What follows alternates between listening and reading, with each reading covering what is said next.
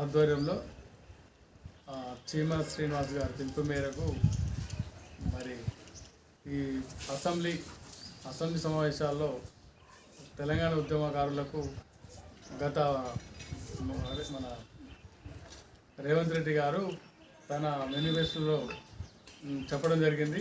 అది అమలు చేయవలసిన అవసరం ఉంది. మరి 250 గజాల ఇంటి స్థలంతో సహా మరి పింఛన్లు కూడా ఇవ్వాల్సిన అవసరం ఉంది. గుర్తింపు కార్డు ఖచ్చితంగా ఇవ్వాలి. ఎవరైతే న్యాయంగా ఉద్యమాలు చేశారో వాళ్ళను గుర్తించి వాళ్ళకు ఉద్యమ కమిటీ వేసి ఆ తర్వాత సంక్షేమ బోర్డు ఏర్పాటు చేసి వాళ్ళకు న్యాయం చేయవలసిన అవసరం ఉంది. ఈ సందర్భంగా ఈ ప్రెస్ మీట్ యొక్క ముఖ్య ఉద్దేశం ఏంటంటే రామన్నపేటలో తెలంగాణ ఉద్యమంలో పాల్గొన్న ప్రతి ఒక్కరూ కీలక పాత్ర వహించిన ఉద్యమ నాయకులను మరి గుర్తించి ఒక సన్మాన కార్యక్రమం పెడుతూ ఇక్కడ అదే బేస్ చేసుకుంటూ ఇక్కడ ఒకటి తెలంగాణ అమరవీరుల స్తూపం ఏర్పాటు చేయాలని ఇక్కడ సమావేశంలో నిర్ణయించడం జరిగింది. ఈ సమావేశం వచ్చిన వాళ్ళందరికీ మరోసారి కృతజ్ఞతలు ముగిస్తుంది.